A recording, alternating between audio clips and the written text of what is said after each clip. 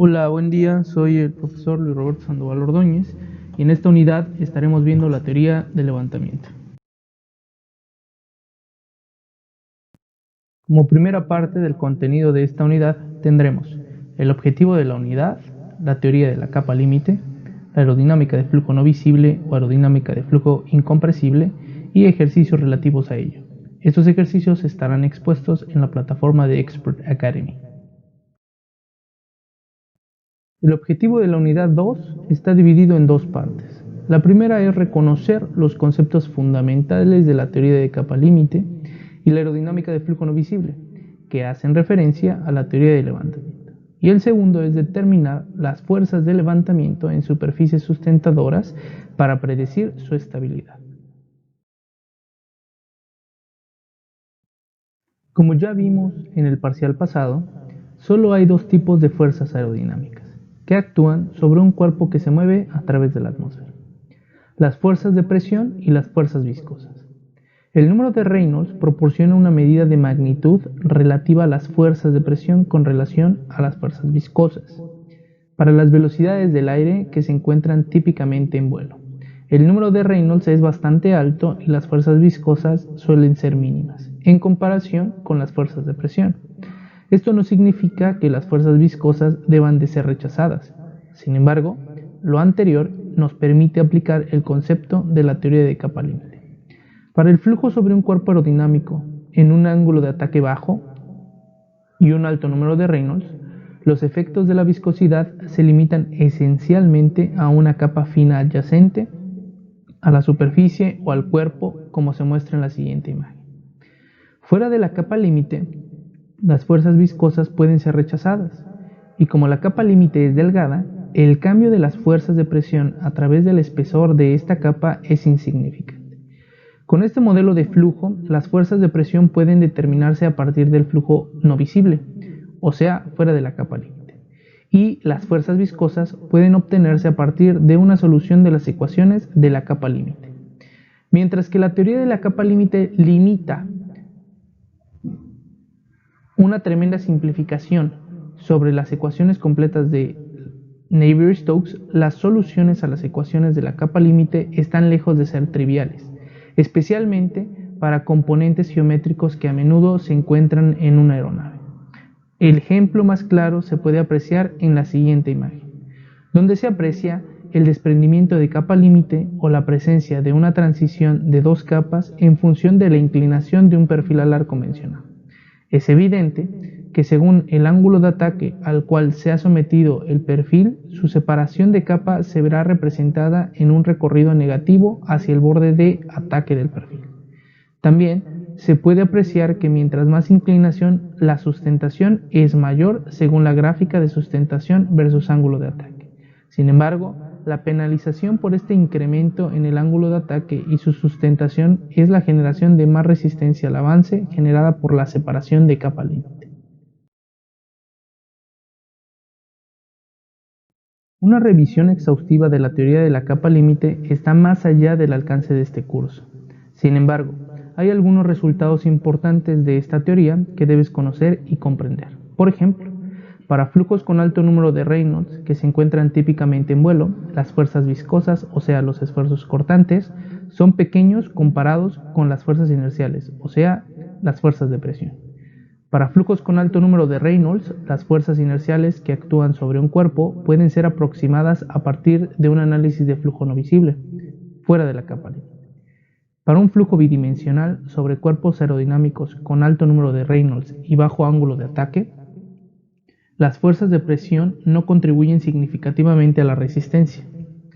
Por último, cuando se tienen cuerpos oblicuos, circulares, rectangulares o aerodinámicos, se produce desprendimiento de capa límite. Sin embargo, la inclinación de cualquier geometría generará separación de burbuja temprana o burbuja tardía, como lo podemos ver en la siguiente imagen. Un dato curioso es que, a la separación de capa límite que vieron en mecánica de fluidos o dinámica de fluidos, en los perfiles alares o el ala principal de la aeronave se le conoce comúnmente como desplome o hundimiento.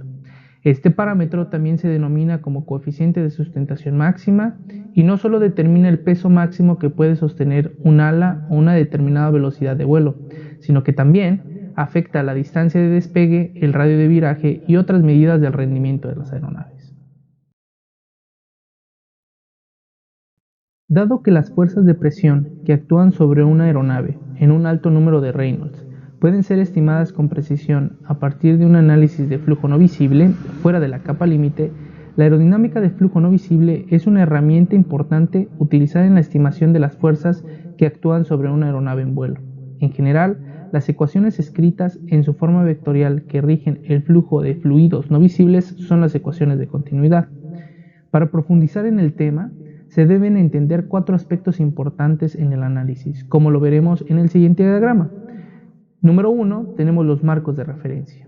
Número 2, tenemos la teoría del flujo potencial y sus flujos elementales, los cuales son flujo uniforme, flujo fuente sumidero, flujo doblete y flujo vorticidad. Existen otros cuantos importantes, como las fuentes de paneles en 2 dimensiones, como la vorticidad de panel en 2 dimensiones o el segmento de línea de vorticidad en 3 dimensiones. Sin embargo, por el tiempo del curso alcanzaremos a describir los flujos elementales y si quieres ahondar en el tema de la teoría del flujo potencial, puedo darte referencia a los otros mencionados para que concretes tu conocimiento integral. Número 3 es la circulación, que se describe como la integral que define una línea de velocidad alrededor de cualquier curva cerrada. Lo veremos en un ejemplo como esta imagen a continuación. Sin embargo, entraremos en detalle cuando sea momento de explicar la circulación. Por último, y número 4, las fuerzas aerodinámicas presentes en cilindros y esferas sin rotación y con rotación, para describir el efecto Magnus, que describen en general la aplicabilidad de la circulación en perfiles aerodinámicas y superficies alares. Comencemos con el marco de referencia. Para calcular las fuerzas aerodinámicas que gobiernan el comportamiento del flujo a través de una aeronave, se necesitan resolver las ecuaciones que describen el campo de flujo. La solución de estas ecuaciones está formulada a través de 2 marcos de referencia. El primero de ellos es el marco de referencia fijado en la aeronave u observador desde la aeronave o el piloto. A continuación mostraré una animación. Después tenemos el marco de referencia fijado en la Tierra. La pregunta es, ¿cuál es el objetivo de tener diferentes marcos de referencia? Estos existen para describir de forma apropiada las ecuaciones que gobiernan las condiciones de frontera. Ahora veremos la animación para el marco de referencia fijado en la Tierra.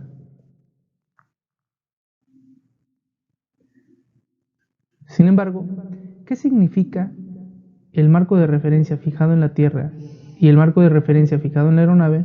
Bueno, el marco de referencia fijado en la Tierra describe a una aeronave que viaja hacia un cúmulo de flujo másico sustancialmente en reposo. Eso significa que no hay viento o corriente de viento, o sea, las partículas son aceleradas o desaceleradas por el movimiento de la aeronave y el resultado del contacto entre las partículas y el vehículo son las fuerzas aerodinámicas. Y el marco de referencia fijado en la aeronave significa que el aire viaja hacia la aeronave y las partículas se mueven con un patrón en respuesta de la geometría. Por lo tanto, las ecuaciones que describen el patrón de flujo son más fáciles de desarrollar en este marco de referencia. Ahora podríamos preguntarnos, ¿por qué las ecuaciones en el marco de referencia fijado en la aeronave son más fáciles? La respuesta sería, porque existe un método de transformación entre marcos de referencia que se conoce como la transformación galileana. Y a través de esta transformación podríamos pasar del marco fijado en la aeronave hacia el marco fijado en la Tierra. En esta asignatura estaremos usando el marco de referencia fijado en la aeronave. ¿Por qué? Porque se describirá el patrón de flujo que pasa a través del cuerpo rígido en un espacio geométrico.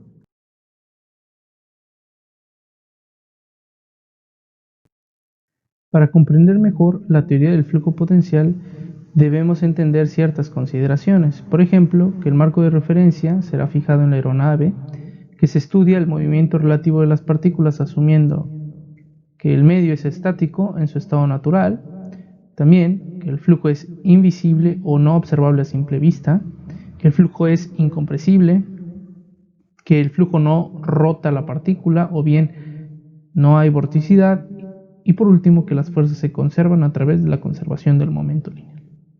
Ahora, para poder introducir la teoría del flujo potencial, será necesario que recuerdes la ecuación que desarrollaste en mecánica de fluidos sobre el esfuerzo cortante, que te presento aquí en pantalla, el cual se describe como el producto de la viscosidad dinámica y el gradiente de la velocidad.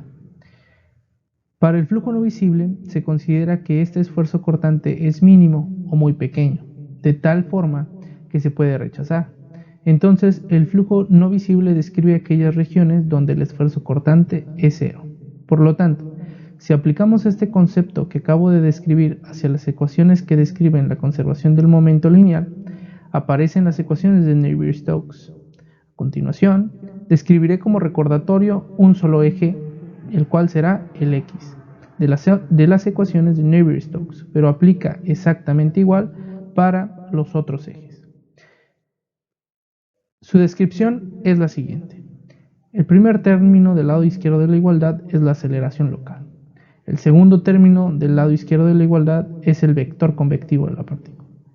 El primer término del lado derecho de la igualdad es la fuerza natural del cuerpo rígido. El segundo término del lado derecho de la igualdad es la fuerza de presión ejercida en la partícula hacia el cuerpo. Los últimos tres términos del lado derecho son los esfuerzos cortantes en su evolución hacia los tres ejes posibles de rotación, en caso de que la partícula tenga rotación. Por lo tanto, los primeros dos términos del lado derecho de la igualdad se conocen también como el esfuerzo inercial y los últimos tres del lado derecho se conocen como el esfuerzo viscoso. De las ecuaciones de Navier-Stokes se puede reconocer que la viscosidad tiene un factor importante en la evolución de cualquier flujo, haciendo contacto con cualquier superficie. Por lo tanto, estas describen el comportamiento de flujos incompresibles y compresibles. Para que la teoría del flujo potencial en la aerodinámica de flujo no visible cobre sentido, se respetará que el esfuerzo cortante es mínimo y, por lo tanto, se pueda rechazar. Entonces, la parte de la ecuación donde coexiste el esfuerzo viscoso para las ecuaciones de Navier-Stokes es cero. Por lo tanto, la ecuación resultante es la siguiente. Debo mencionar que la expresión se iguala al producto de la densidad por el cambio de la aceleración en la partícula, o sea, la derivada de u con respecto de t. Entonces, esto ocurre porque la partícula está viajando a través del cuerpo como la animación anterior del marco fijado en la aeronave. Ahora, como mencioné hace unos minutos, esto sucede no solamente para el eje X, sino para cada eje del plano cartesiano, o sea, para Y y Z. Por último, es evidente que las expresiones matemáticas que tenemos en pantalla se pueden reducir a una expresión vectorial, reconociendo el conjunto de elementos que componen una variable general. Por ejemplo, las que aparecerán enmarcadas. Las variables que aparecen enmarcadas muestran una variable general en su expresión vectorial para X, Y y Z. Y es evidente que toda la igualdad se puede dividir sobre la densidad. Y la expresión matemática quedaría de la siguiente forma. Conclusión.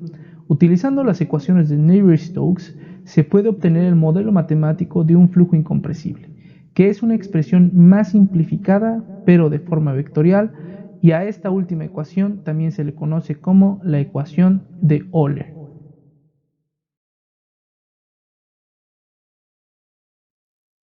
Uno de los temas principales que desarrolla la teoría del flujo potencial es la ecuación de Bernoulli. Esta ecuación describe que la densidad es en esencia constante cuando las partículas del aire viajan a las velocidades por debajo de Mach 0.3. También describe que las fuerzas generadas por el cuerpo se conservan, por ejemplo, la gravedad. Por lo tanto, el vector fuerza puede ser escrito como el gradiente del campo escalar de la siguiente forma. Esta ecuación también describe que para cada desplazamiento del vector ds, si el flujo es no rotacional, entonces el producto cruz del gradiente de velocidad es igual a cero. El producto cruz del gradiente de velocidad es un vector perpendicular a la corriente del flujo del vector velocidad. Esta expresión matemática puede reducirse a través de la metodología que se encuentra descrita en los PDF de Expert Academy, donde la ecuación de Bernoulli, para muchos problemas físicos en aerodinámica, no se toma en cuenta la energía potencial. Por lo tanto, esta ecuación se simplifica de la siguiente forma. Por otra parte, el coeficiente de presión generalmente es usado en la industria por ingenieros para tres cosas. Cuando la condición de un flujo externo es visto por dentro del campo del flujo como una condición local, cuando son usados los túneles de viento para comparar información donde modelos a escala son expuestos a diferentes condiciones de flujo que simulan el ambiente de diseño de un vuelo de la aeronave, y cuando se compara el campo de flujo real en la aeronave a diferentes condiciones. De estas soluciones que se utilizan en la industria es que se hace presente el coeficiente de presión. La ecuación general en el campo de flujo se describe de la siguiente forma. Conclusión. Con estas ecuaciones se puede evaluar el coeficiente de presión y la presión existente en un punto determinado de cualquier geometría o campo de flujo. Campo de flujo me refiero al volumen de control. Es necesario aclarar que en el análisis de distribución de presiones por unidad de cuerda se ve presente un punto de estancamiento, y esta a su vez es la representación de la presión más alta existente en el cuerpo y velocidad cero.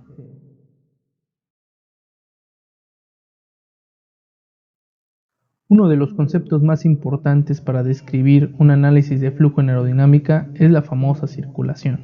Sin embargo, la circulación está constituida por varios conceptos fundamentales, como lo son la trayectoria de la circulación, que explicaré en un momento, la velocidad potencial, la función de corriente, la vorticidad y los flujos en superposición.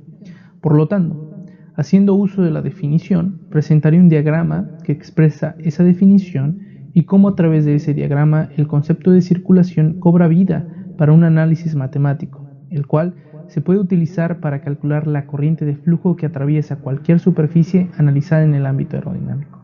La metodología es: la definición como tal de circulación es la integral que define una línea de velocidad alrededor de cualquier curva cerrada, ¿cierto? Y esto es en un plano cartesiano X e Y. El diagrama que representa la definición toma la siguiente forma, donde el vector o el producto punto del vector de velocidad con respecto al vector de posición es el producto escalar de la velocidad y la longitud del vector diferencial a lo largo de la trayectoria de integración, o el recorrido de la partícula a través de toda la superficie. Para reducir el modelo matemático, la circulación comúnmente se utiliza negativa o en contra de las manecillas del reloj, como se muestra en la ecuación que está presentada en pantalla. Es evidente que la circulación representa la posición de la partícula en cada una de las partes de la geometría. Por lo tanto, la velocidad cambiará según el cambio en la posición.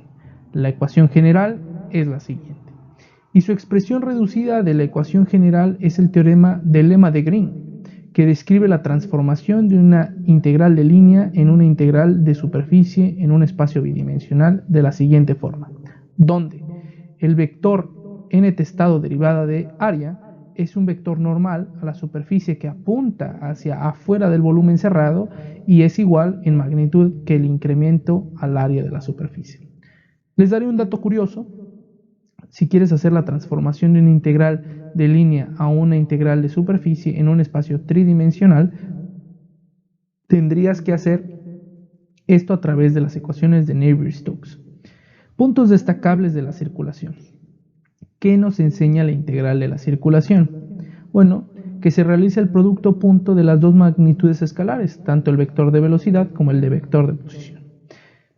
¿Cuándo contribuirá más el producto escalar a la integral? Cuando los dos vectores se alineen paralelamente. O bien, la contribución menor será mínima cuando los dos vectores son perpendiculares. La circulación ocurrirá si solo si el vector velocidad recorre la trayectoria de integración. El significado físico de la circulación es que hay un giro neto del flujo en la región del contorno de integración. Y el comportamiento de la circulación en aerodinámica solo puede existir en dos casos: cuando existe flujo sobre un perfil con ángulo de ataque o cuando existe flujo sobre un perfil con curvatura.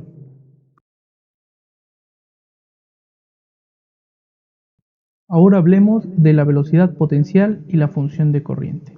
Para comprender correctamente estos conceptos del flujo, es necesario que no olvides las siguientes consideraciones. Si el análisis matemático de la velocidad potencial o función de corriente no son igual a cero, entonces tienes un flujo rotacional. Y dos, que el modelo matemático de ambos análisis debe satisfacer la ecuación de Laplace. La velocidad potencial es una función escalar en espacio y tiempo, de tal manera que su derivada negativa en cualquier dirección x, y y z dé como resultado la velocidad del flujo en esa misma dirección. Por ejemplo, si encuentro la derivada parcial negativa de la velocidad potencial con respecto de x, eso será equivalente a u. Y así si encuentro lo mismo para y y z, de tal forma que encontraré v y w respectivamente. Estas ecuaciones son el modelo matemático que describe la velocidad potencial para cada eje individual. Sin embargo, cuando el flujo está en reposo y es incompresible al mismo tiempo, entonces la ecuación de continuidad que describe esas condiciones es la siguiente. Entonces, si sustituimos las ecuaciones que describen la velocidad potencial en los tres ejes x, y z en la ecuación de continuidad para un flujo en reposo e incompresible, obtenemos la siguiente expresión matemática. Esta ecuación en pantalla se le conoce como la ecuación de Laplace. Por lo tanto, si la velocidad potencial satisface la ecuación de Laplace, entonces el flujo está en reposo y es incompresible. Pongamos un ejemplo. ¿Qué pasa si tengo una velocidad rotacional del flujo? Y yo quiero hacer que estas ecuaciones me comprueben que el flujo está en reposo y que es incompresible a través de un análisis de la velocidad potencial. Pues comencemos describiendo primero la velocidad rotacional en cada eje. Después despejemos los valores u, v y w según el eje de rotación que estudies. Por ejemplo, comencemos con el eje x de la siguiente manera. El resultado significa que si tienes un valor de velocidad potencial existente, entonces el flujo necesariamente es irrotacional.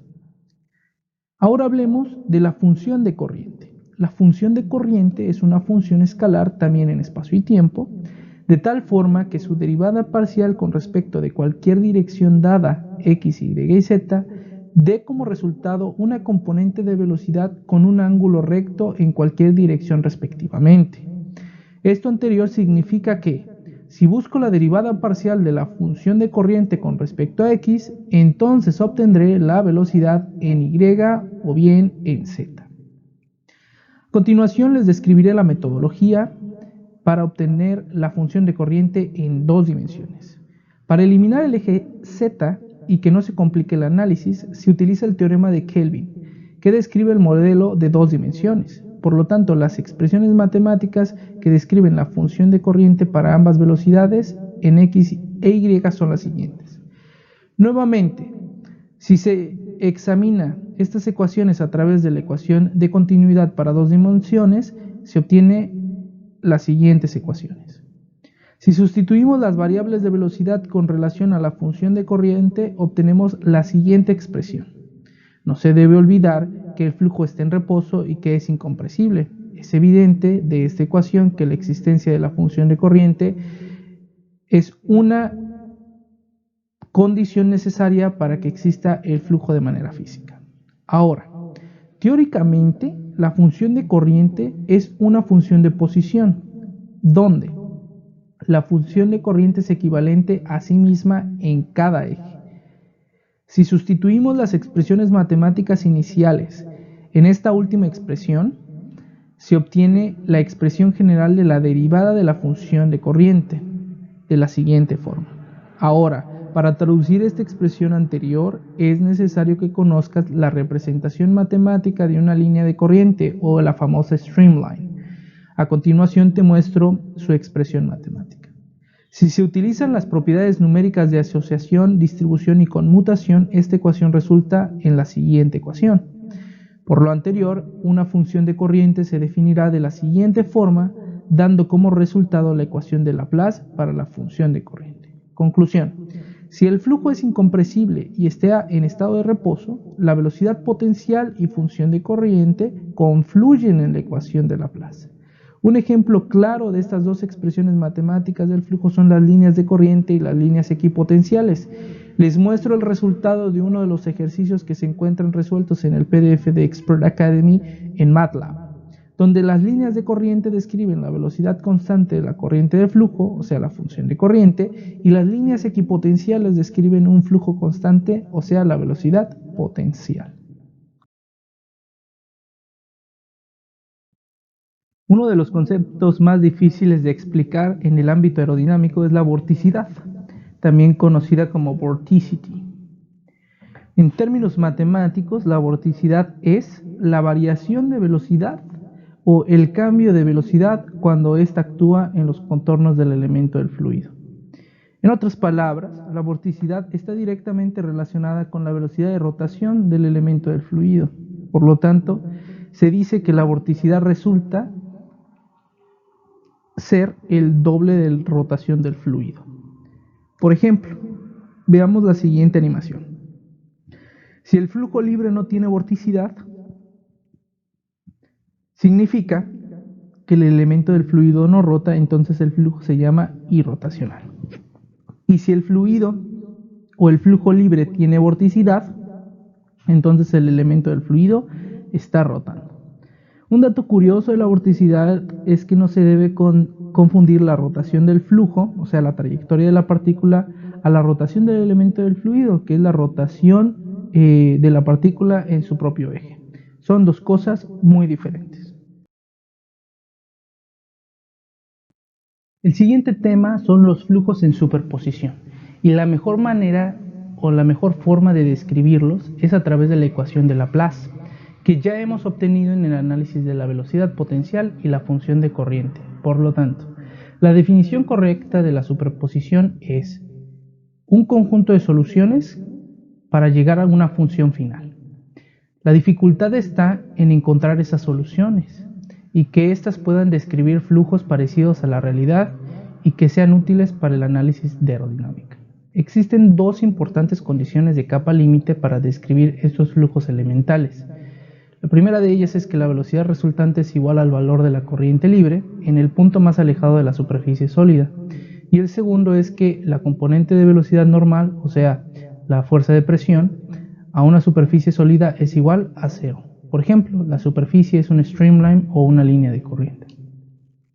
Existen dos maneras de resolver las ecuaciones. Una es eligiendo funciones y aplicando las condiciones de capa límite para ver qué flujo se crea. Y dos, buscando un flujo de interés y determinar la función que lo crea. No deben olvidar que todas las funciones deberán ser solucionadas por la ecuación de Laplace. Los experimentos y las implicaciones teóricas han formulado que los 4 flujos básicos propuestos por Rankine son suficientes para estudiar la mayoría de los flujos aerodinámicos en superposición. Empecemos con el flujo uniforme. El flujo uniforme es un flujo simple que se mueve en una dirección fija a una velocidad constante.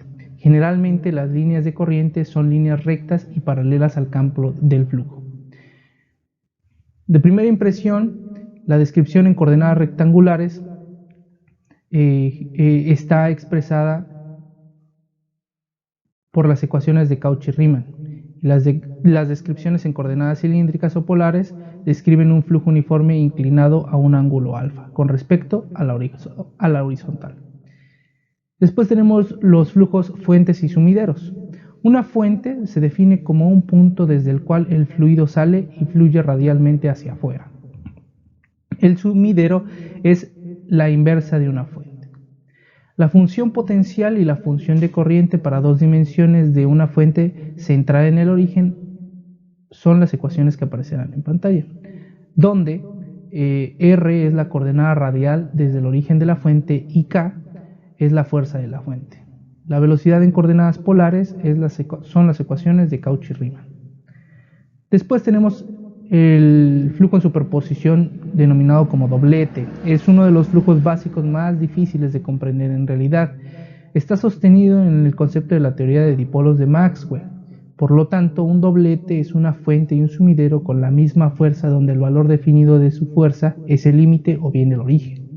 La velocidad potencial y la función de corriente para un doblete son las ecuaciones que están en pantalla, donde la variable b es la fuerza del doblete. En general, la función del doblete es phi. Por último, tenemos la vorticidad. Una vorticidad potencial la podemos definir como una singularidad del flujo donde los streamlines son concéntricos entre ellos.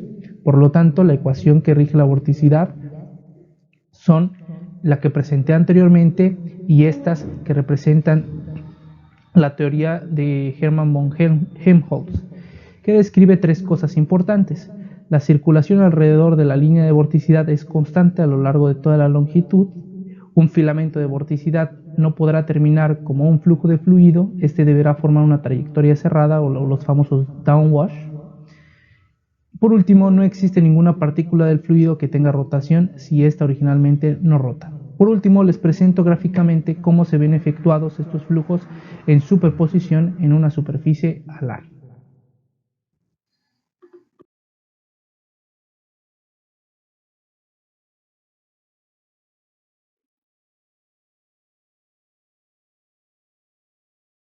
Por último, nuestro objetivo principal en el estudio de aerodinámica es determinar las fuerzas y momentos que actúan sobre un vehículo en movimiento a través del aire. Las fuerzas más importantes para crear una trayectoria de vuelo en una aeronave es el levantamiento y el arrastre. Por lo tanto, a continuación te mencionaré la metodología para obtener estas fuerzas aplicada en un cilindro de envergadura finita. ¿Qué quiero decir con eso? Que el cilindro está adyacente a las paredes de la sección de pruebas si se prueba en un túnel de viento. La metodología es, en la siguiente imagen se presenta gráficamente la relación de la presión y viscosidad según el flujo que se analiza. El movimiento de las partículas del aire alrededor de cilindros produce fuerzas que deberán ser observadas como una componente normal, o sea, un esfuerzo inercial o fuerza de presión, y una componente tangencial, el esfuerzo cortante o la fuerza viscosa. La componente perpendicular a la dirección del viento relativo, ustedes ya la conocen, se le denomina la fuerza de levantamiento. Y la componente paralela a la dirección del viento relativo se le conoce como arrastre o resistencia al avance. Si recordamos un poco lo que se enseñó en el primer parcial de estos vectores, se dijo que el vector normal y el vector tangencial generaban un vector resultante R de la siguiente forma. Sin embargo, no se debe perder el sentido del análisis. Esa resultante estará expuesta y a su vez cada vector a un ángulo circunferencial del cilindro, en este caso es θ, de la siguiente forma. Si se realiza un diagrama vectorial de estos vectores resultantes por el actuar del vector normal y tangencial con respecto al viento relativo, y considerando que existe circulación del flujo a través del cilindro, entonces resulta la siguiente ecuación. De este diagrama se puede comenzar a hacer el análisis de las dos diferentes fuerzas de interés. Comenzaremos con el levantamiento. El levantamiento por unidad de envergadura, o sea, el vector resultante se desplaza a través de toda la circunferencia del cilindro, para este cilindro es el siguiente. No olvidar que la presión del flujo o fuera de la capa fina adyacente a la superficie es constante, por lo tanto no existe levantamiento y la presión atmosférica no cambia. La ecuación considera las siguientes implicaciones. Ahora, si tomamos estas implicaciones, la ecuación resultante es la siguiente. Si a esta ecuación por ambas partes de la igualdad la dividimos por la presión dinámica expresada para cilindros, obtenemos la siguiente expresión, donde es evidente que se puede hacer reducción de términos. Por ejemplo, la diferencia de presiones dividida sobre la presión dinámica, que aparecerá enmarcada, da como resultado el coeficiente de presión y la eliminación del vector R se puede obtener la siguiente expresión. De esta ecuación se puede observar que ambas partes de la igualdad son cocientes numéricos adimensionales y su expresión final es la siguiente. Y si se realiza ese mismo análisis para la descripción del coeficiente de presiones, entonces obtenemos la siguiente expresión. Por lo tanto, se observa que es el mismo resultado si se hubiera integrado directamente la presión. Siguiendo el mismo procedimiento, pero para la fuerza aerodinámica de arrastre, se llega al siguiente resultado. Por último, la expresión resultante según el método de Kutajukovsky, que está desarrollado en los PDF de Expert Academy, se obtiene la siguiente expresión. Conclusión. Siempre que se obtenga según el método de Kutajukovsky el coeficiente de levantamiento igual a 4pi, representará el coeficiente de levantamiento máximo o bien el ángulo de desplome del perfil.